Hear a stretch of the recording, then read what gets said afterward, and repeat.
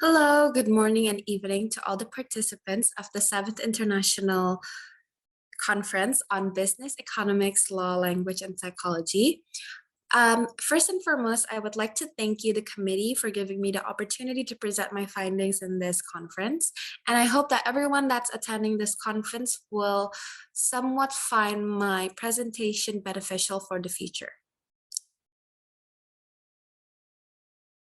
So before I get started, I would like to introduce myself. My name is Artemis Latifya Farijana. You guys can call me Artemis. I'm 20 years old and I come from Indonesia. So I currently go to school at Bandung Institute of Technology and the School of Business and Management faculty, majoring in international business. I have also just finished my double degree program at Rand School of Business, majoring in marketing and sales. So before I get started, I would like to briefly give an overview on what the presentation flow will look like. So first of all, we will be discussing the objective of the research, which is just having a complete understanding on what is the purpose of me doing this research. And then we go towards understanding content creation before we go into the research questions and the methodology. Afterwards, we would go through the questionnaire overview, and then we will go into the findings or result, and then end the presentation with the conclusions. Okay, so the objective of the research is that I wanted to understand the effectiveness that content creation has towards the engagement rate on Instagram, specifically for the target of my research, the specific segment that I'm targeting.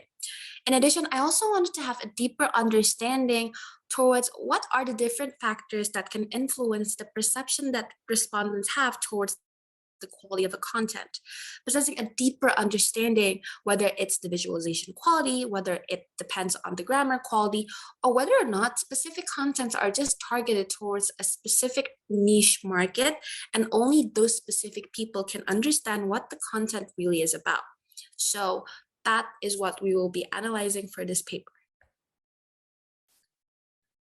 In the following slide, I would just like to briefly explain what content creation is. Content creation is when creators supply a media, so notably digital media, with a set of information for the audience. So contents can be divided into different types of content. I have provided 3 different content types, which is fashion and beauty, sports, as well as educational. As you can see that with the screenshots that I have provided, these are actually contents that are actually available on Instagram. So to your left, you can see that it is a fashion and beauty content, which can include outfit ideas, mix and matching different color palettes, beauty review or unboxing. That everything that encompasses fashion and beauty content can be put towards this specific segment. And then we have sports-related content. Usually sports-related content are just live updates of not only the players, but also live matches that are happening constantly. But for this case, this is a sports-related content that is tips on how to maintain a healthier lifestyle through running.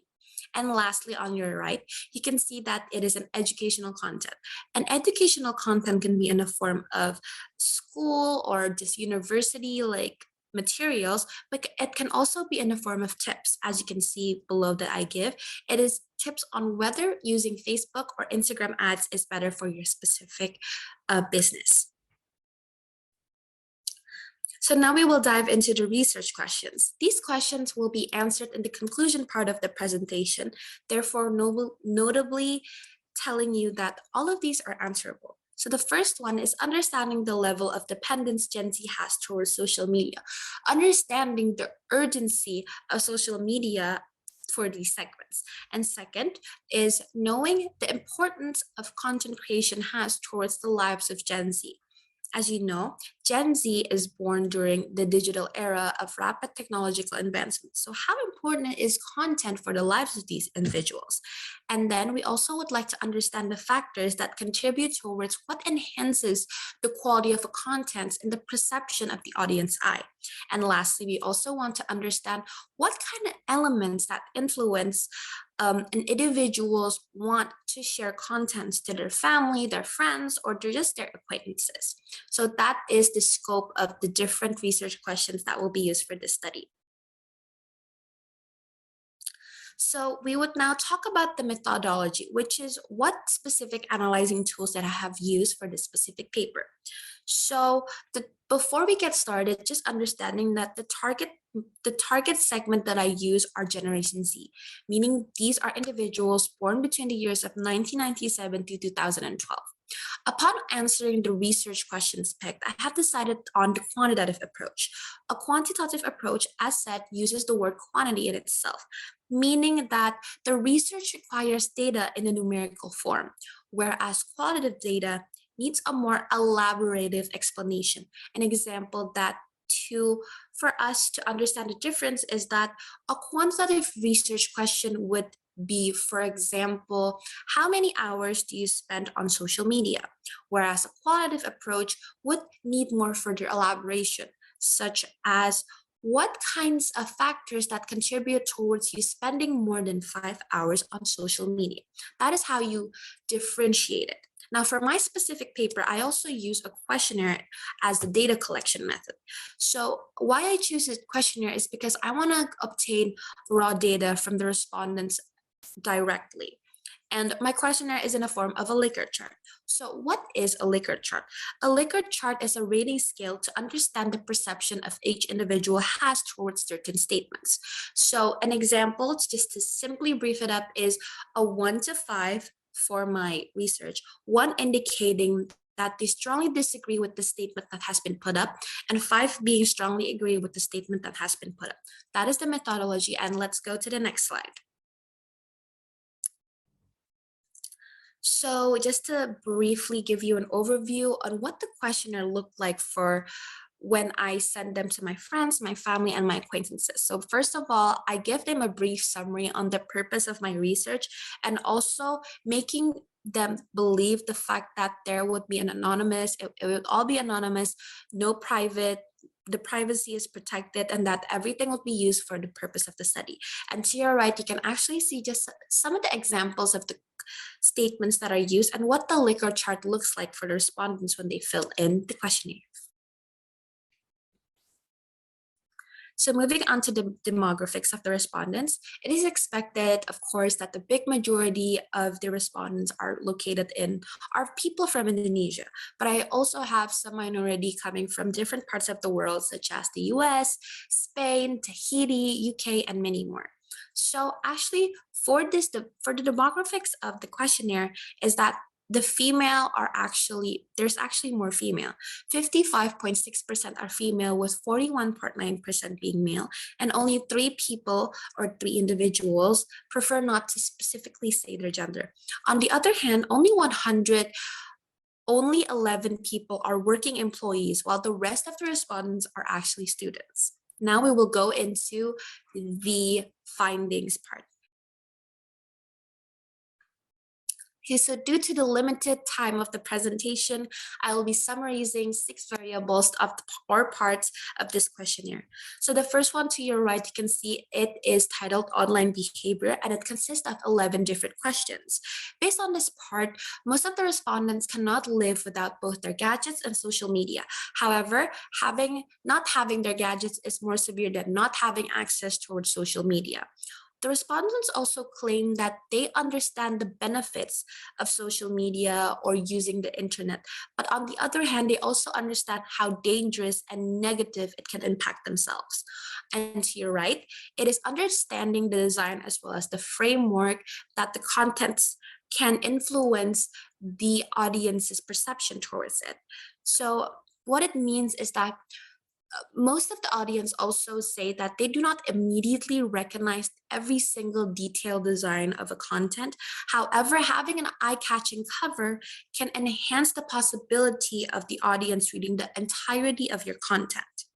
In addition, a big majority also believes that content should be more simplified for not only the younger generation, but also for the other generation to not have a hard time understanding the contents. So third, we will go into understanding the behavior that respondents have towards content. First of all of the respondents strongly agree that contents are relevant. Therefore, the purpose of this of these findings is absolute. So many of the respondents actually use social media for one specific content type. An example would be female 22. She likes fashion and beauty related content. However, it does not limit the fact that she might receive sports or educational types of content in her feeds. However, most of her contents will be about fashion or beauty, depending on what kind of post that she usually likes. The algorithm will be created specifically for her. And on your right is audience involvement, and it consists of 9 statements. A neutral amount of respondents claim that they like almost every single post that they stumble upon. However, the majority of them do not like to comment on accounts that they do not know and interacting with people they do not know. So most of them prefer to just like without commenting, although a minority say that they don't have any problem with engaging with strangers. So the fifth one is quality check on the left, and it only consists of 5 statements. To sum it up, most of the respondents prefer quality over quantity in terms of content, meaning that they prefer for an account to post once or only 2 times a week with good quality, rather than an account posting every day with mediocre quality. And lastly, to our right, this part helps us understand the reason that individuals give feedbacks to account owners, because 75 respondents actually claim that they strongly agree that feedback should be taken more seriously as it comes from the people that use the service in itself. Now we will be going into the conclusion part of this presentation. The conclusion is divided into 4 parts. The first conclusion is just the fact that Gen Z are highly influenced by the rapid technological advancements during their childhood all the way to their adulthood life now. Continuous improvements of gadgets and online channels are a big reason why these individuals have a high dependence on their gadgets as well as social media, because their entire life revolves around the advancements of these. In addition, content creation is actually very significant in the lives of Gen Z, as most of them obtain their new information from social media or from the internet. And whether it's a content that's specifically targeted towards them or others, every single content has somewhat relevance. So the third conclusion is that understanding the factors that influence the quality of a content starts with the content in itself. What information does the creator want to send to the audience? And it also depends on who the sender is and who the receiver is when an audience would share the contents that they like. And then other than that, the design also matters. Design helps content stood out compared to the other contents that are similar to them. Having perfect grammar is also highly important for the audience to have a better understanding towards the content, especially for the older generation that needs time to process information more than the younger ones. And lastly, Gen Z individuals have a high tendency of wanting to share what they find. In terms of this research, most of the respondents actually prefer to share more positive information, although it does not limit the fact that some of them share negative information to the people. Whether it's gossip or anything, any content can be shared freely on social media if it is not privated. But at the end of the day, keep in mind that since Gen Z has lived through this digitalized era, they know how to differentiate good and bad. They know when it is highly beneficial for them, and they know when it's not highly beneficial for them.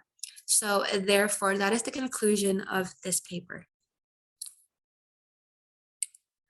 Thank you so much for all of your attention for my findings. I hope it has some sort of relevance for you, and I hope everyone stays safe and healthy. Thank you.